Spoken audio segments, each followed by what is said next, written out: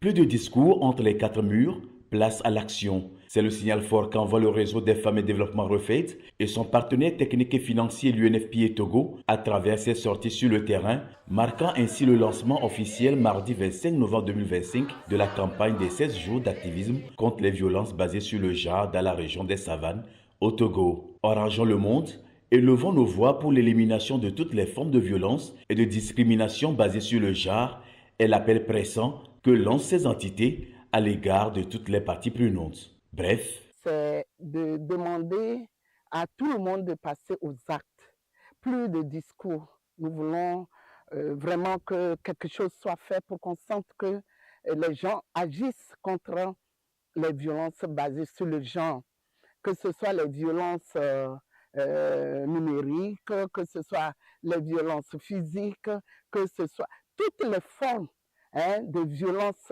à l'égard des femmes, des filles, des hommes. Voilà le message que le REFED et l'UNEPIE portent à l'endroit de tout le monde. En plus des normes socioculturelles qui font encore la loi dans la région, la vulnérabilité des femmes et des filles au VBG, aux violences sexistes, psychologiques et économiques s'est encore accrue depuis 2021, relate la coordinatrice du REFED à cause des incursions des groupes armés. Cette situation malheureuse n'est donc pas sans conséquences pour les victimes. Cela agit sur le pouvoir économique des femmes, sur la psychologie des femmes, sur le développement, disons, de la femme dans la région des savanes. Et ça fait qu'elle devient toujours la victime, elle devient vulnérable. Et donc, si l'UNEPIE et le REFED se mettent ensemble, nous allons réduire ces violences dans la région des savanes. À cette lutte, le REFED associe les autorités locales pour une efficacité d'action sur le terrain. À la préfecture de Thone et à la commune Thone 1 par exemple, on a donc invité les maîtres des lieux à aussi prendre les taureaux par les cornes pour agir contre les VBG. Visiblement, le message a eu écho favorable auprès de la cible.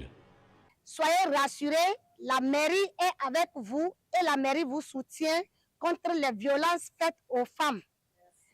Nous savons que c'est un fléau, mais nous allons tous ensemble nous y mettre pour que cela soit réduit et surtout que du jour au lendemain, nous ne parlons plus de violences faites aux femmes. Donc, nous vous souhaitons aussi de parcourir tous les 7 cantons afin de pouvoir partager le message à nos autres sœurs dans les cantons. Non seulement aux sœurs, mais aussi aux hommes. Faisons tout pour éliminer les VBG dans nos cantons, dans notre commune et surtout dans le monde entier.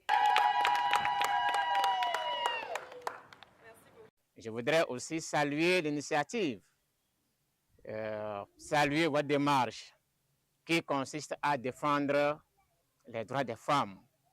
Et à chaque fois que l'occasion se présente, je ne mens pas à le dire au nom de monsieur le préfet, que les violences faites aux femmes, c'est une violation des droits fondamentaux et que cela doit interpeller tout le monde en passant d'abord par les autorités locales qui ont ce devoir de défendre les couches les plus vulnérables.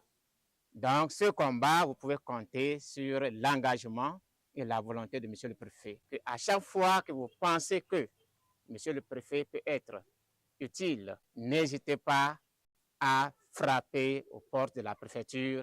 Elle vous sera grandement ouverte. La sensibilisation s'est aussi poursuivie dans les artères et ateliers de la ville de Dapon avec des messages clés et des numéros verts de dénonciation des VBG montrés aux usagers.